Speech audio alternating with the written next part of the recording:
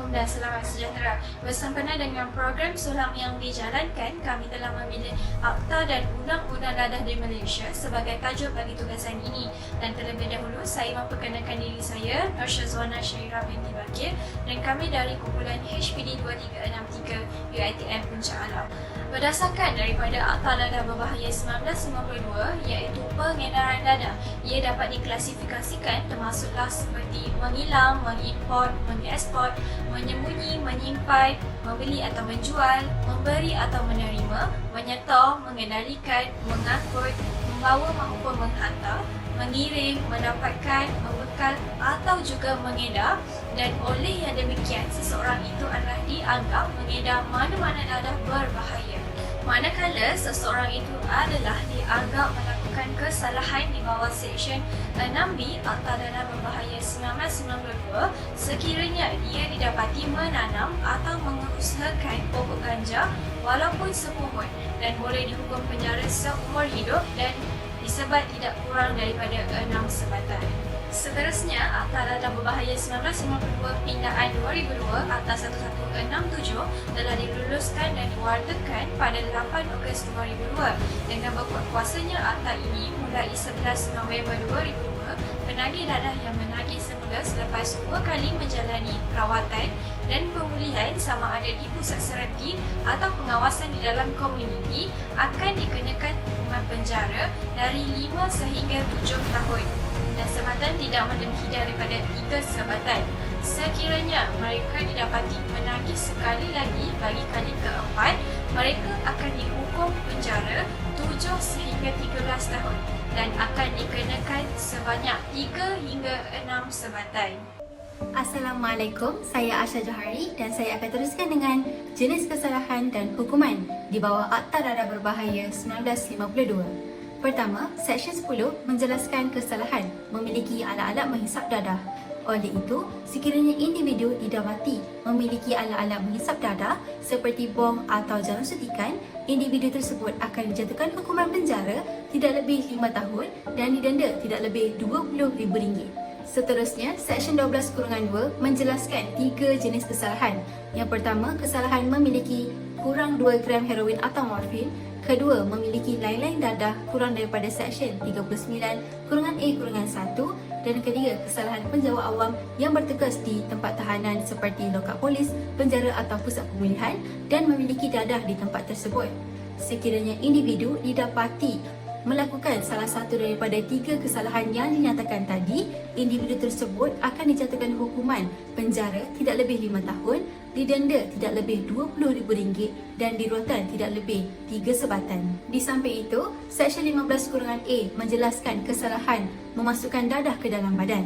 Oleh itu, individu yang didapati mengambil dadah dan disahkan positif setelah melakukan ujian saringan air kencing, individu tersebut akan dijatuhkan hukuman penjara tidak kurang 2 tahun atau didenda tidak lebih RM5,000. Manakala Seksyen 15-B menjelaskan kesalahan berada di premis tempat hisap dadah.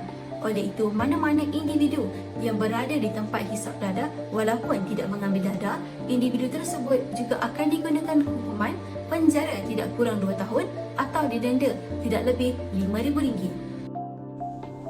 Hai, Assalamualaikum. Seterusnya saya akan sambung pula dengan kesalahan-kesalahan umum yang sering berlaku. Pertama, di bawah Seksyen 39 dalam kurungan A dalam kurungan 1. Kesalahannya adalah seperti memiliki 2 hingga 5 gram heroin atau morfin. Kedua, memiliki 20 hingga 50 gram ganja. Dan yang terakhir adalah memiliki 5 hingga 15 gram kokain. Jadi, mana-mana individu yang melakukan kesalahan yang baru saya sebutkan sebentar tadi, mereka akan dikenakan penjara antara 2 hingga 5 tahun dan mereka juga diwajibkan menerima sebatan antara 3 ke 9 kali sebatan. Seterusnya, saya akan sambung pula dengan kesalahan-kesalahan di bawah Seksyen 39 dalam kurungan A dalam kurungan 2. Kesalahannya adalah seperti memiliki 5 hingga 15 gram heroin atau morfin. Kedua, memiliki 50 hingga 200 gram ganja. Dan yang terakhir, memiliki 15 hingga 40 gram kokain. Jadi, pesalah yang melakukan kesalahan di bawah Seksyen yang baru saya sebutkan tadi adalah seperti individu akan dipenjarakan tidak lebih 5 tahun ataupun penjara seumur hidup serta akan dikenakan sebatan tidak kurang 10 kali sebatan. Dan yang terakhir, saya akan jelaskan kesalahan di bawah Seksyen 39 dalam kurungan B. Kesalahannya adalah seperti memiliki 15 gram atau lebih heroin atau morfin. Kedua, memiliki 200 gram atau lebih ganja. Dan yang terakhir, memiliki 40 gram atau lebih kokain. Jadi, hukumannya adalah hukuman yang paling berat, iaitu individu akan dikenakan hukuman mati mandatori. Assalamualaikum, saya Normia binti Amli. Saya pula akan menerangkan tentang kuasa siasatan awal yang akan dijalankan, iaitu terma-terma atau tindakan-tindakan yang boleh dilakukan oleh pihak bertanggungjawab seperti polis mengikut seksyen, di mana tindakan tersebut boleh dirujuk mengikut seksyen-seksyen yang berikut. Seksyen 3 berkenaan dengan penahanan penagih yang disyaki untuk ujian-ujian. Merujuk kepada Seksyen 3 Subseksyen 1, mana-mana pegawai polis boleh menahan mana-mana orang yang disyaki sebagai penagih dadah. Manakala dalam Seksyen 3 Subseksyen 2, pegawai polis boleh menahan di bawah Subseksyen 1 selama tempoh tidak lebih 24 jam untuk menjalani ujian. Jika ujian tidak dapat disiapkan dalam masa 24 jam, pihak bertanggungjawab boleh merujuk kepada Seksyen 4. Seksyen 4 Subseksyen 1, orang itu boleh dilepaskan dengan jaminan tanpa penjamin atau oleh seorang pegawai polis supaya hadir pada masa dan di tempat yang dinyatakan dalam bond.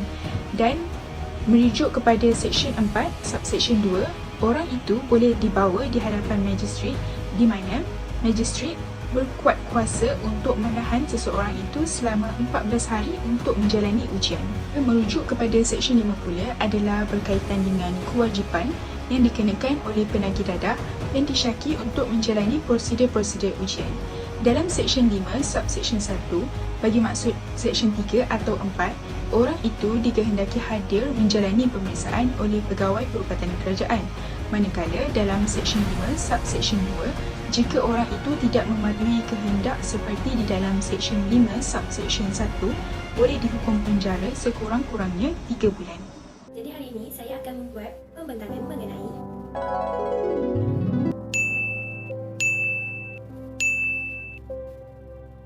Seksyen 6 berkaitan dengan perintah magistrat kepada penagih dadah.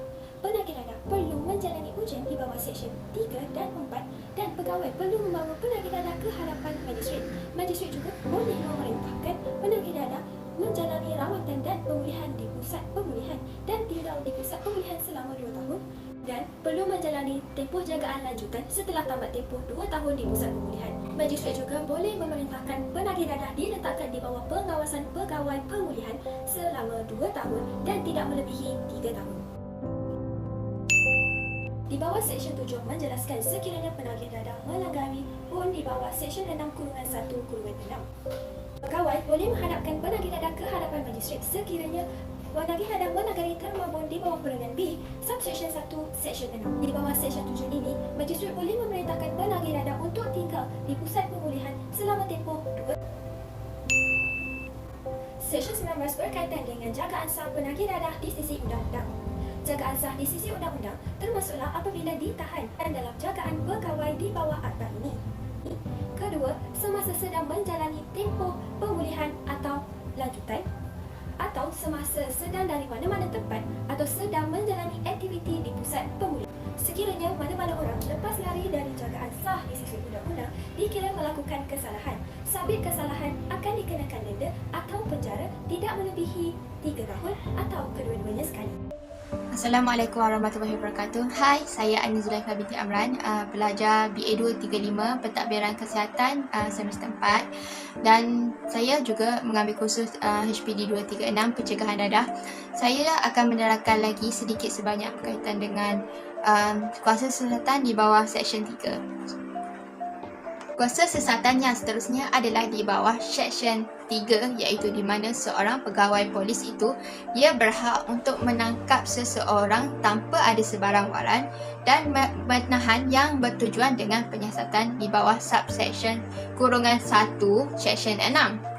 Yang kedua, penahan dalam jagaan polis selama sesuatu tempoh dimestilah tidak melebihi 60 hari, iaitu di bawah Subseksyen 1 dan juga 6. Dengan syarat seperti berikut, iaitu yang pertama, seseorang itu tidak boleh ditahan melebihi 24 jam oleh seorang pegawai polis yang berpangkat inspektor atau lebih tinggi daripada itu.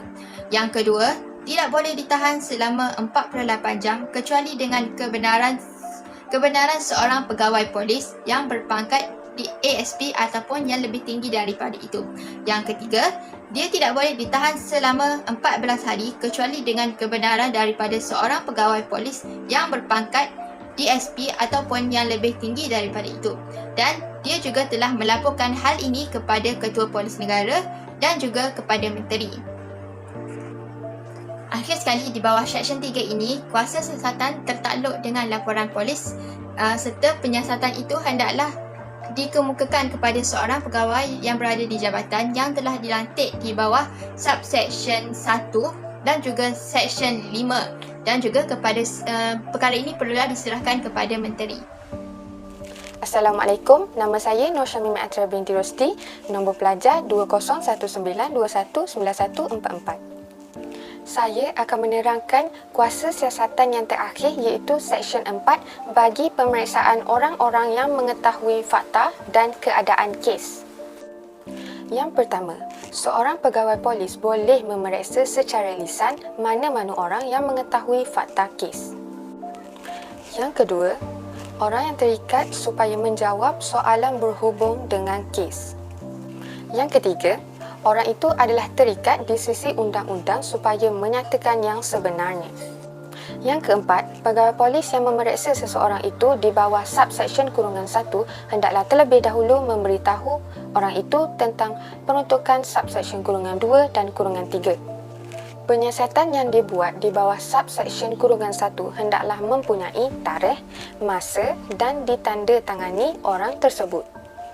Selepas penyiasatan itu dibacakan kepadanya dan diberi peluang untuk pembetulan. Kesimpulannya, berdasarkan maklumat-maklumat yang telah kami kongsikan, ini menunjukkan bahawa dadah membawa padah. Tindakan undang-undang akan dikenakan kepada mana-mana pihak yang terlibat dalam penyalahgunaan dadah. Akhir kata dari kami, lebih baik cegah hidup bahagia tanpa dadah. Sekian, terima kasih.